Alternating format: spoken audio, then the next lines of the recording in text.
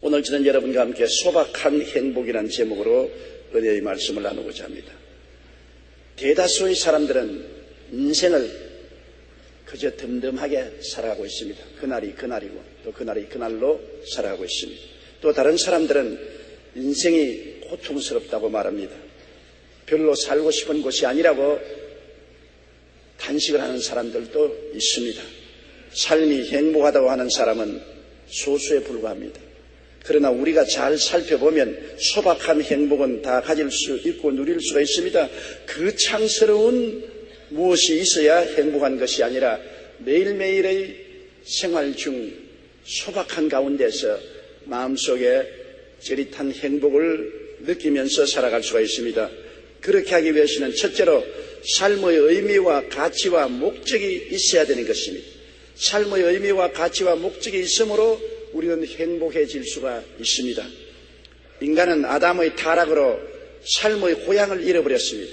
원래 에덴 동산에서 하나님과 함께 살도록 만들어진 인생이 범죄함으로 하나님을 버리고 에덴을 떠나서 고향을 잃어버린 사람이 되었습니다.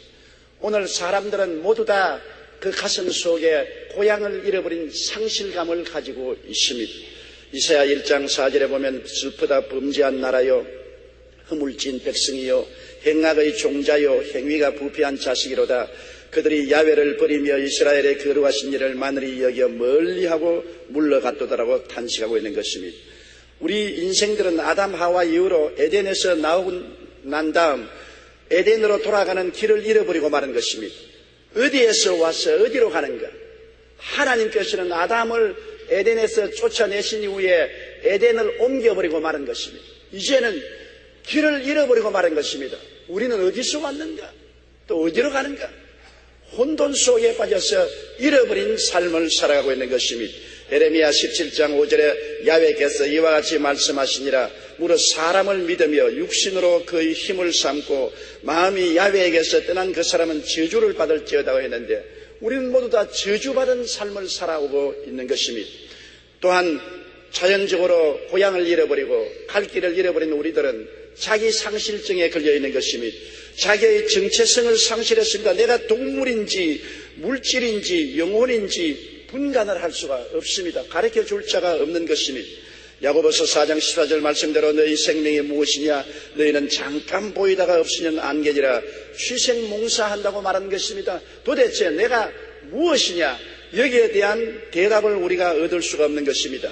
심령의 행복을 갖기 위해서는 잃어버린 고향과 길과 자기라는 정체성을 회복해야 우리가 마음의 평안을 갖고 행복을 얻을 수가 있는 것입니다. 그래서 하나님께서는 우리에게 2000년 전에 독생자 예수 그리스도를 보내주셔서 잃어버린 우리를 찾도록 도와주신 것입니다. 하나님의 아들 예수 그리스도는 하나님과 더불어 우주를 창조하신 제2위 하나님이신 것입니다.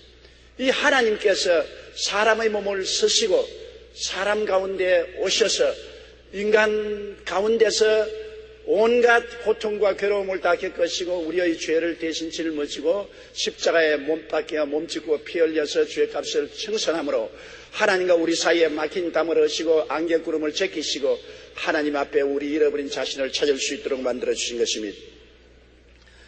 우리가 예수님의 대속을 통해서 가장 큰 은총을 받는 것은 잃어버린 우리 자신을 발견하고 하나님의 자녀라는 것을 알게 되는 것입니다. 영접하는 자 곧 그 이름을 믿는 자들에게는 하나님의 자녀가 되는 권세를 주셨다고 말하는 것입니다.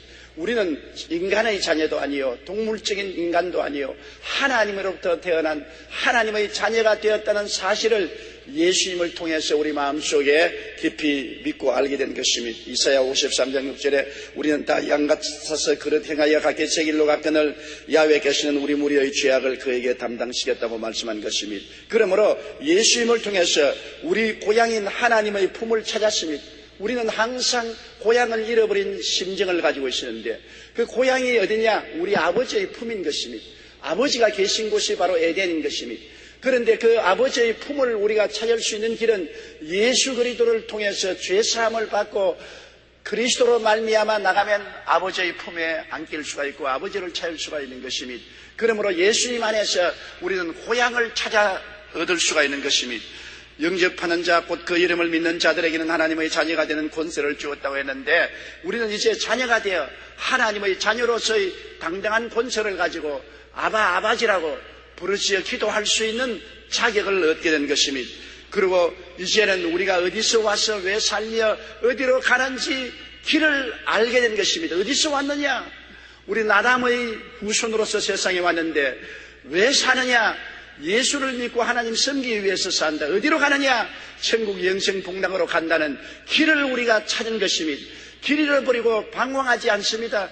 이제는 우리가 밝히 길을 알고 인생을 살아가는 것입니다. 예수님께서 말씀하시기를 요한복음 14장 6절에 내가 곧 길이요 진리요 생명이니 나로 말미암지 않고는 아버지께로 올 자가 없느니라고 말씀하신 것입니다.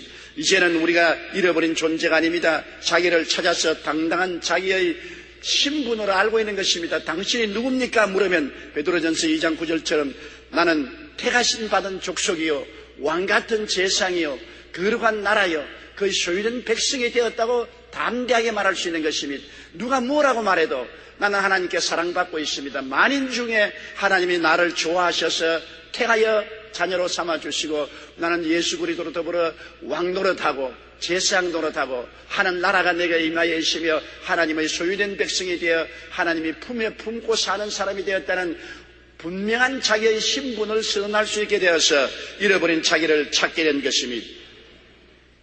삶의 의미인 하나님, 삶의 가치인 예수 그리스도를 섬기는 일, 삶의 목적인 천국을 우리가 확실히 마음속에 얻게 된 것입니다. 요한복음 6장 40절에 내 아버지의 뜻은 아들을 보고 믿는 자마다 영생을 얻는 이것이니 마지막 날에 내가 이를 다시 살리라고 말씀했으며, 요한복음 14장 3절에 가서 너희를 위하여 거처를 예비하면 내가 다시 와서 너희를 내게로 영접하여 나 있는 곳에 너희도 있게 하리라고 말씀하신 것입니다. 예수 그리스도를 구주로 모시면 어떠한 처지에 있든지 소박한 행복을 느낄 수 있는 것입니다. 나는 고향인 하나님을 찾았고 길인 예수님을 모시고 잃어버린 내 자신을 찾았기 때문에 이제는 내가 어디서 와서 왜 살며 어디로 가는 것을 아는 평안을 마음속에 소유하게 된 것입니다. 스웨덴의 복음 가수인 레나 마리아는 두 팔과 한쪽 다리 절반이 없는 선천성 장애인입니다. 그러나 그녀는 예수 그리스도를 구주로 모시고 하나님을 섬기는 건강한 자화상을 가지고 있었습니다. 자기의 모습에서 하나님의 심려 막측한 창조의 뜻을 깨닫고 오히려 불구로 태어난 것조차도 감사하는 사람이 된 것입니다. 장애에 굴하지 않고 모험을 즐긴 결과 장애인 올림픽에서 수영 4관왕을 차지했습니다. 두 팔이 없고 한쪽 다리의 반이 없는 그가 수영의 4관왕을 차지한 것은 놀라운 일입니다. 세계적인 복음 가수가 되었습니다. 지금 그녀는 자신을 사랑하는 신실한 청년과 결혼해서 아름다운 가정을 이루었습니다. 스스로를 저버리지 아니하고 좌절하고 낙심하지 아니하고 예수 그리스도를 모시고 하나님 안에서 기쁘고 행복하게 사니까 그의 삶 속에 긍정적이고 적극적이고 창조적인 일들이 늘 생겨난 것입니다. 그러므로 그 불구의 몸으로 올림픽에 나가서 수영 4관왕도 되고 가수가 되어 대중들 앞에 부끄럼 없이 서서 찬송과 노래를 부르고 그러한 밝고 맑고 환한 인격에 감동한 젊은 청년이 프로포즈해서 결혼해서 행복한 인생을 살아가고 있는 것입니다. 그러나 이와 반대로 20세기 최고의 여류 작가로 불리는 프랑스와스 사강은 유복한 가정에 태어나 소르본 대학에 재학 중이던 18살 때 슬픔이여 안녕이라는 소설을 발표한 천재 작가요, 인물도 아름다운 지성인이었습니다. 그러나 그는 항상 인생을 부정적으로 생각하고 낙심하고 탄식하며 하나님을 등지고 예수 그리스도를 구주로 영접하지 않았습니다. 그는 무신론자요 자기를 의지하는 사람이었습니다.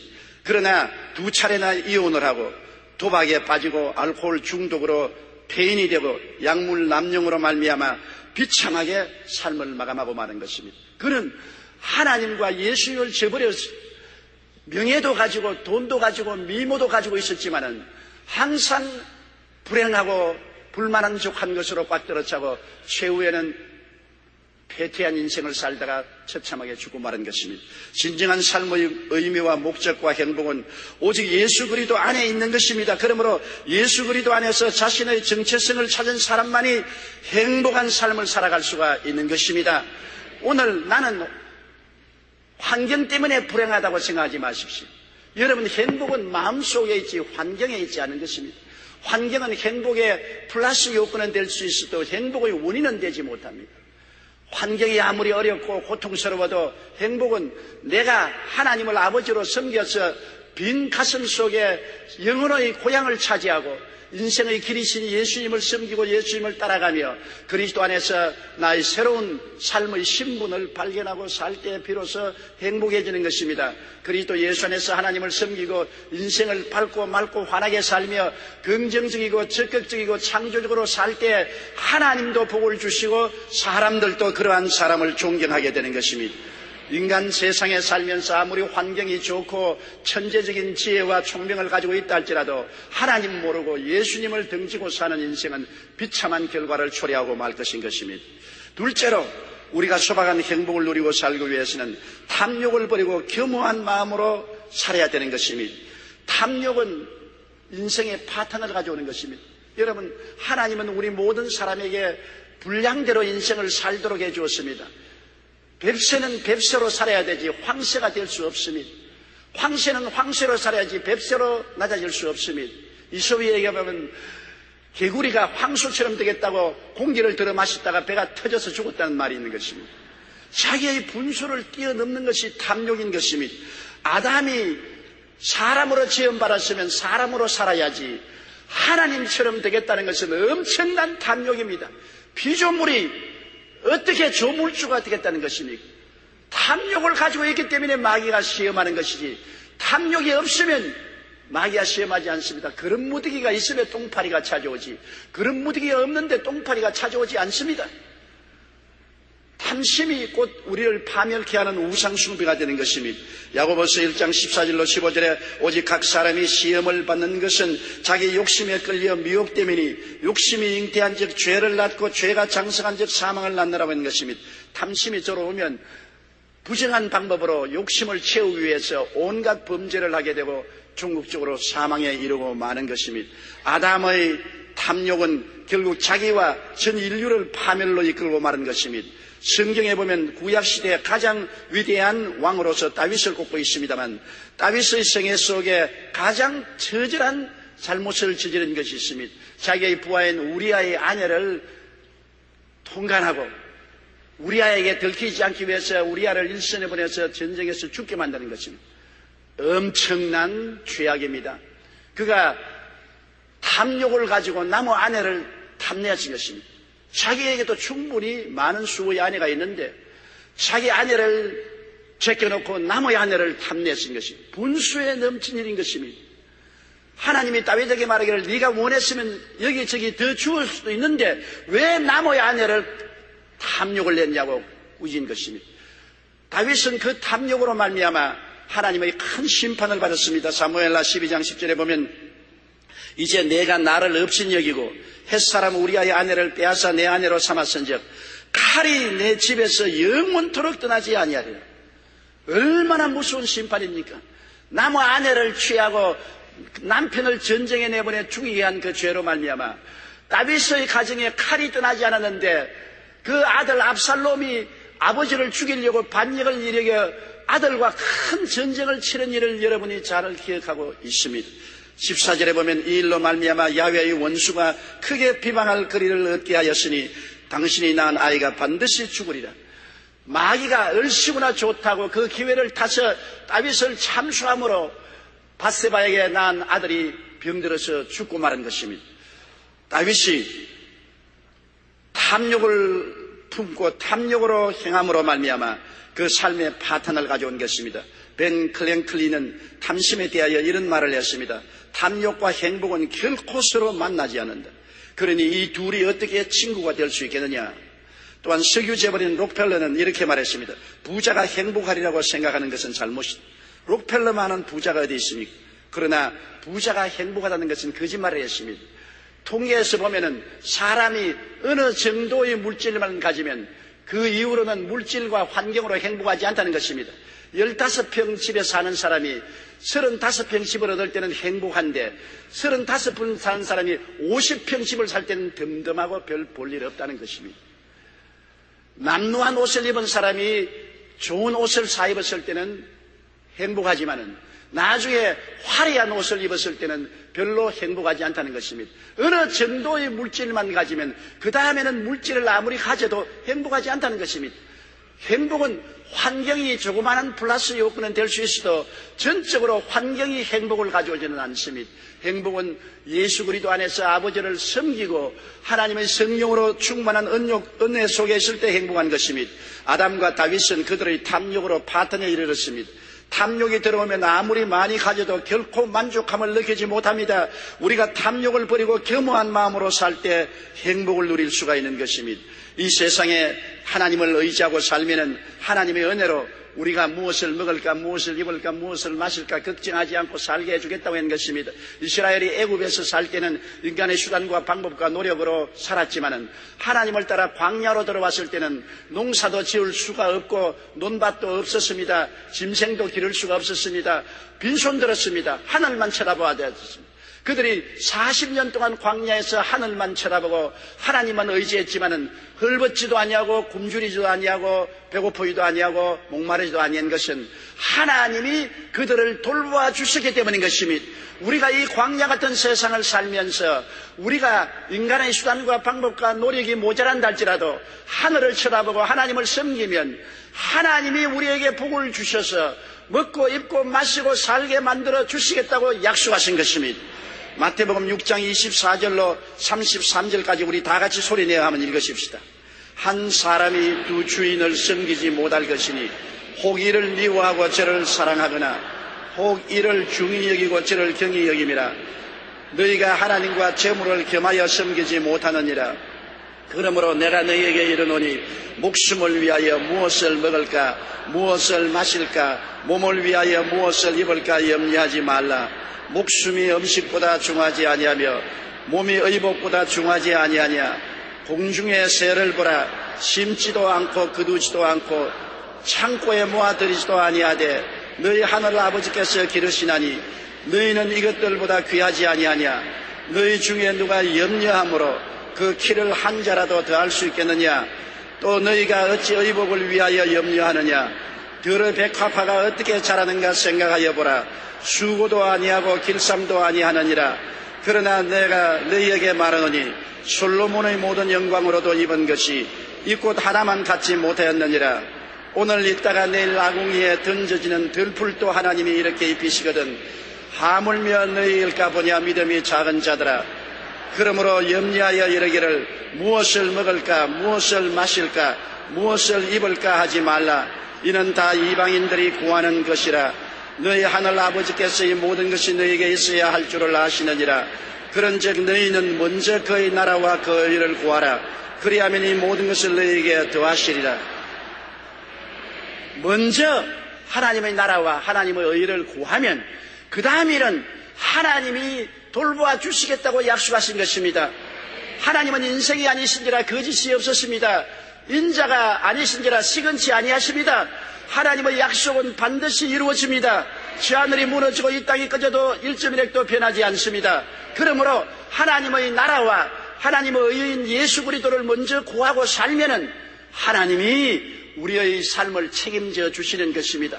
그러므로 하나님을 섬기고 성수주의라고 11조 드리며 말씀 읽고 기도하며 하나님의 신앙을 실천으로 살면은 우리는 일상생활에 하나님이 돌봐주심으로 염려 없이 살아갈 수 있게 해주시는 것입니다. 소박한 행복을 누리고 살 수가 있는 것입니다. 셋째로 선한 인간관계가 행복을 가져옵니다. 우리는 어찌할 수 없이 태어날 때부터 가족을 가지고 태어나는 것입니다. 하나님이 아담만 지어놓지 아니하시고 하와를 지어서 두 사람이 함께 살도록 만들어 놓은 것입니다. 창세기 2장 24절에 이러므로 남자가 부모를 떠나 그의 아내와 합하여 둘이 한 몸을 이룰지라고 말한 것입니다.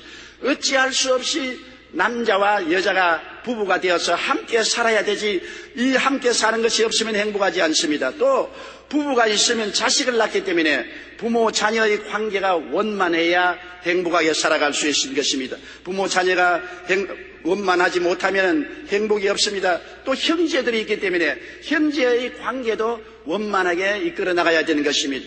또 우리 형제만 있는 것이 아니라 이웃과의 관계도 잘 맺어야 됩니다. 별 도리 없이 우리는 혼자 살지 않고 사회에서 함께 몸을 부딪히며 살아가기 때문에 이웃과도 올바른 관계를 갖고 살아야 되는 것입니다. 우리가 선한 인간관계를 위해서 항상 주님께 의지하고 상대를 이해하려고 노력해야 되는 것입니다. 이 세상에 살아본 사람은 모든 사람이 나와 꼭 같지 않다는 것을 알고 있는 것입니다. 모든 사람들은 자기 개인의 경험이 다르고 개성이 다른 것입니다. 경험과 개성이 다른 사람을 보고 나와 꼭 같으라고 생각할 수는 없는 것입니다. 나는 나의 세계가 있고 다른 사람은 다른 사람의 세계가 있으니 이것을 인정하고 상대를 이해하려고 노력해야 되는 것입니다. 베드로전서 3장 8절에 너희가 다 마음을 같이하여 동정하며 형제를 사랑하며 불쌍히 여기며 겸손하라고 말한 것입니다. 또 언제나 우리가 서로 좋은 관계를 갖고 살려면은 기쁨과 슬픔을 함께 나누며 살아야 되는 것입니다. 로마서 12장 15절에 즐거워하는 자들과 함께 즐거워하고 우는 자들과 함께 울라.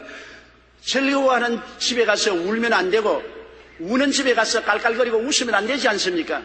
우리가 이웃에 동정하는 마음을 가지고 서로 짐을 나누어 지는 그러한 사상스러운 마음을 가져야 인간관계를 잘 유지할 수 있습니다. 그리고 무엇보다도 참는 것입니다. 첫째도 참고 둘째도 참고 셋째도 참는 것입니다. 내 마음대로 안 된다고 화를 내고 주먹을 두르면 큰 사고가 나지 않습니까? 국제관계에도 참고 또 참고 또 참아서 전쟁을 하지 말아야지.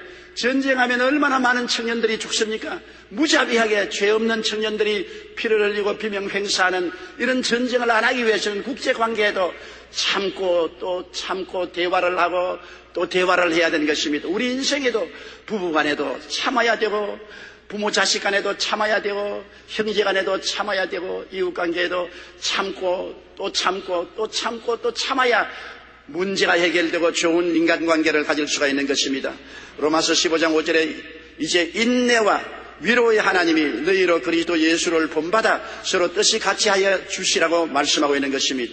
모든 겸손과 온유로 하고 오래 참음으로 사랑 가운데서 서로 용납하고 평안을 맺는 줄로 성령이 하나 되게 하신 것을 힘써 지키라고 성경은 말하고 있는 것입니다. 그리고 우리는 사랑해야 되는 것입니다. 사랑한다는 것은 용서하고 화해하는 것을 말하는 것입니다. 사랑한다고 해서 뛰어나가서 얼싸안고 뛰고 꿀리라는 것은 아닙니다. 사랑하라는 것은 잠잠하게 이웃을 용서하고 화해하는 마음, 관용하는 마음을 가진 것이 사랑하는 마음인 것입니다. 남편과 아내도 늘 마음이 부딪히지 않아요. 잠잠하게 용서하고 화해하고 관용하는 마음, 이것이 부부간에 부모 자식간에 형제간에 이웃간에 있을 때 우리가 인간관계를 올바르게 가질 수 있고 행복을 가져올 수 있는 것입니다. 인간관계가 굉장히 우리 마음속에 슬픔과 고통을 가질 수 있습니다. 부부간에 불화하면 마음을 고통스럽게 만드는 것입니다. 부모 자식 간에 상극이 되면 부모의 마음, 자식의 마음도 깊은 슬픔에 차이게 되는 것입니다. 형제 간에 싸워도 괴롭고 이웃 간에 싸워도 마음에 평안하지 않습니다. 마음의 평안과 행복을 가져오기 위해서는 인간관계를 올바르게 하기 위해서 이해하고 동정하고 인내하고 사랑하는 마음으로 인생을 살도록 끊임없이 우리가 노력을 해야 되는 것입니다. 갈라디아서 5장 13절로 14절에 사랑으로 서로 종로로 타라. 온 율법은 내 이웃 사랑하기를 내 자신같이 하라 하신 한 말씀에 이루어졌다고 말씀하고 있는 것입니다. 넷째로 우리가 소박한 행복을 누리기 위해서는 건강을 감사하고 건강을 즐겨야 행복해지는 것입니다. 건강함을 감사하고 즐기는 우리 삶을 살아야 되는 것입니다. 우리는 건강할 때 건강이 얼마나 소중하다는 것을 모릅니다.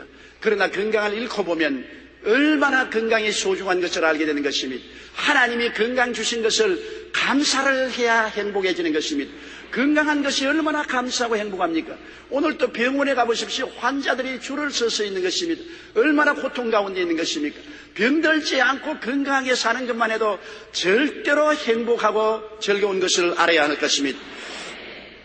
시편 6절 6장 2절에 보면 야훼여 내가 수척하여 싸우니 너희 은혜를 베푸소서. 야훼여 나의 뼈가 떨리오니 나를 고쳐달라고 시편 기자가 간구하는 것을 볼 수 있습니다. 우리는 시편 103편 2절로 3절에 내 영혼아 야훼를 송축하며 그 모든 은택을 잊지 말지어다. 그가 내 모든 죄악을 사하시며 내 모든 병을 고치신다고 말한 것입니다. 병을 치료받고 건강함을 가져야 행복을 누릴 수 있는 것입니다. 아무리 좋은 집에서 호의호식하고 살아도 몸이 아프면 짜증이 나고 좋은 것이 하나도 없고 고통만 꽉 들어찬 것입니다. 그러므로 주님께 늘 건강을 달라고 기도하고 건강함을 감사 찬송을 해야 되는 것입니다. 성경에는 감사로 제사를 드린 자가 나를 영화롭게 하느니 그 행위를 옳게 하는 자에게 하나님의 구원으로 보이려 했는데, 평소에 건강할 때 건강을 감사하지 아니하면 나중에 병들 때 아무리 고쳐달라 해도 응답이 잘 오지 않습니다. 있는 것을 가지고 감사를 하면은 하나님이 나중에 기쁘게 기도를 들어주시는 것입니다. 우리가 일생에 살면서 건강에 투자를 해야 돼요. 건강에 투자를 하지 않고 자연히 건강해지는 않습니다. 건강에 어떻게 투자를 합니까? 마음의 즐거움이 양약이라고 했으니까 우리가 마음의 즐거움을 항상 가지고 평안을 가지고 살려고 투자를 해야 돼요. 노력을 해야 돼요. 마음의 평화를 깨고 흔들고 마음의 화평을 잃게 하는 것은 피해야 돼요. 우리가 과도한 스트레스를 받으면 마음의 즐거움과 평화가 다 사라지지 않아요. 그런데 이 스트레스를 피하기 위해서 열심으로 하나님께 기도하고 수고하고 무거운 짐을 주님께 맡기고 말씀 읽고 기도하고 하나님께 맡기는 것을 게을리하지 말아야 되는 것입니다. 그래서 하나님을 의지하고 마음의 기쁨과 평안을 늘 가지고 있어야 되는 것입니다. 잠언서 17장 22절에 마음의 즐거움은 양약이라도 심령의 근심은 뼈를 마르게 하느니라고 했는 것입니다. 우리는 자기만 즐거워할 뿐 아니라 이웃에 즐거움을 주는 약이 되어야 되는 것입니다. 여러분이 약이 될 수도 있고 독이 될 수도 있습니다. 이웃을 즐겁게 하면 이웃의 양약이 되어주고 이웃의 마음에 근심을 끼치면 독이 될 수 있는 것입니다. 남편이 아내에게 약이 될 수도 있고 독이 될 수도 있고 아내가 남편을 약이 되게 하고 독이 될 수도 있는 것입니다. 부모가 자식에게 약이 되고 독이 되고 자식이 부모에게 약이 되고 독이 될 수 있는 것입니다. 우리가 남에게 기쁨을 주고 평안을 주면 양약이 되는 것입니다. 그러나 남에게 근심을 끼치면 우리가 남을 죽이는 독이 되는 것입니다. 우리는 인생을 살면서 언제나 이웃의 양약이 되고 독이 되지 않기를 주님 이름으로 축원합니다. 시편 16편 11절에 주의 앞에는 충만한 기쁨이 있고 주의 오른쪽에는 영원한 즐거움이 있다고 말했습니다. 우리가 주님께 기도하고 주의 은혜 속에 있으면 마음의 즐거움이 주님께로부터 오며 평안도 주님께로부터 오므로 우리 속에 양약이 역사해서 질병을 이기고 건강할 수가 있는 것입니다. 마음의 즐거움과 평안은 우리의 건강의 절대적인 요소가 되는 것입니다. 그리고 우리는 식생활에 조심해야 되는 것입니다. 오늘날 굶어 죽는 사람은 별로 없는데 너무 잘 먹어서 많이 먹어서 죽는 사람은 굉장히 많습니다. 시영윤 목사님이 내게 이런 이야기를 했어요. 자기가 평양에 가서 고려호텔 사우나탕에 사우나를 하러 가니까 젊은 애들이 잘 먹어서 살이 잘 찐 애들이 사우나를 왔더랍니다. 북한에서 호텔에 와서 사우나를 하는 정도면 보통 고급집 자녀가 아닙니다. 그런데 그들이 시영윤 목사님 보고 하는 말이 우리는 김정일 동지의 지극한 돌보심과 사랑으로 잘 먹고 잘 살며 사우나탕에 와서 사우나도 하는데 남한은 전부 거지가 되어 헐벗고 굶주리며 미국 놈들이 완전히 도적질하고 죽이고 멸망시키는 일을 한다고 그러는데 남한에 있는 것 참 불쌍하다고. 그래서 영인 목사가 허허 웃으면서 남한에는 먹을 것이 너무 많아서 개도 고양이도 다 살이 쪄 있어. 그러고 난 다음 시라보니까 그런 거짓말 하지 마라 그랬어요. 신 목사님이 배가 굉장히 남산만치 나왔거든요. 그래서 자기 배를 툭툭 들이면서 봐, 굶은 사람 배 나온 놈 봤어? 우리나라의 문제는 너무 많이 먹어서 나처럼 배가 남산만치 나왔기 때문에 배에 기름 빼려고 내가 사우나탕에 들어왔지 않느냐. 그러니까 배를 가만히 보더니만 아무 말도 안 하더랍니다. 오늘날 사실은 배가 홀쭉해서 죽는 것이 아니라 배가 남산만해서 죽는 사람이 많습니다. 식생활에 우리가 관심을 가지고 너무 기름진 음식을 많이 먹지 말고 절제할 수 있어야 우리가 건강을 가질 수 있는 것입니다. 그리고 언제나 건강에 조심하기 위해서 걸어야 되는 것입니다. 우리는 항상 앉아있고 자동차를 타고 다니고 걷는 기회가 없으므로 건강을 손상시킬 때가 많은 것입니다. 여러분, 우리는 많이 걸어야만 되는 것입니다. 성경 고린도전서 6장 19절로 20절에 너희는 너희 자신의 것이 아니라 값으로 산 것이 되었으니 그런즉 너희 몸으로 하나님께 영광을 돌리라고 했는데, 여러분, 몸이 여러분 것이 아니고 하나님의 것입니다. 하나님의 성전이기 때문에 살아있을 동안에 이 성전을 건강하게 보수하고 유지하는 것은 여러분의 책임인 것입니다. 행복을 위해서 우리는 건강에 투자해야 합니다. 건강을 위해서는 적당한 운동을 하고 음식도 웰빙 식품을 먹어야 합니다. WHO 자료에 의하면 전 세계 인구의 10%에서 30%가 고혈압을 앓고 있습니다. 이를 막기 위해서는 지속적인 운동으로 체지방을 줄이고 야채를 많이 먹고 소금을 적게 먹어야 한다고 말하고 있습니다. 미국의 국립심장폐혈액연구소인 NHLBI에서는 고혈압을 막기 위해서는 하루 30분 이상 운동하고 체중을 관리하며 야채와 저지방 낙농식품을 즐겨야 한다고 발표했습니다. 하버드 의대와 오키나와 국제대학이 25년간 세계적인 장수촌인 일본 오키나와 주민을 연구한 끝에 발표한 장수의 비결이 이러합니다. 먼저 신선한 물을 많이 마시고 야채와 잡곡을 많이 먹고 동물성 음식과 술, 담배를 먹지 말며 운동하고 긍정적인 사고를 지니면 오래 산다. 그렇게 말한 것입니다. 물론 죽고 사는 권세는 하나님께 있지만은 하나님께서 건강을 우리에게 내준 이상 잘 돌보아야 오래 유지할 수가 있는 것입니다. 여러분이 사람이 살면 70이요 강건하면 80이라고 했는데 아무리 못 살아도 70 이상은 살아야 될 것이요. 그러기 위해서 여러분이 언제나 마음의 평안을 가지고 기쁨으로 충만하면 양약이 몸속에 충만하게 되는 것입니다. 그리고 식생활을 조심해서 하고 늘 운동하며 긍정적인 사고방식을 가지고 살면은 건강해지고 소박한 행복을 가질 수 있는 것입니다.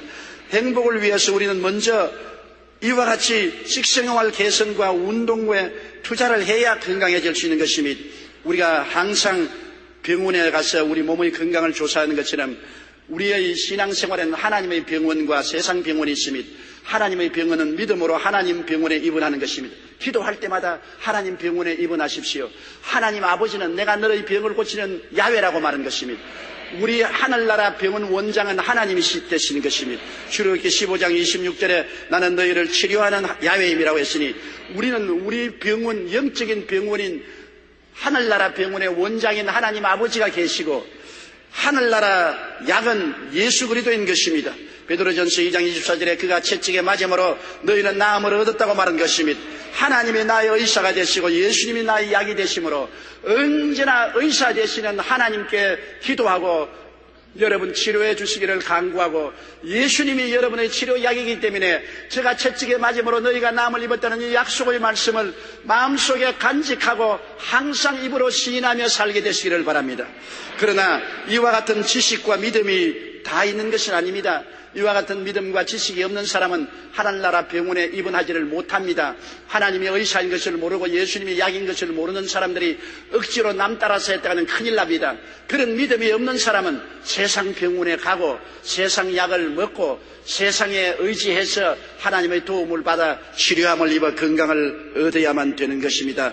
삶의 의미와 목적을 발견하고 탐욕을 버린 겸허한 마음을 가지고 선한 인간관계를 유지하며 건강을 감사하고 관리하는 이 네 가지 삶의 조건을 잘 조절하면 소박한 행복을 가질 수가 있습니다. 떴다 놓았다 들썩한 행복이 아니라 남이 알지 못하는 사이에 조용하고 잠잠하게 인생을 즐기고 기쁘게 살다가 주님 나라까지 들어갈 수 있게 되는 것입니다.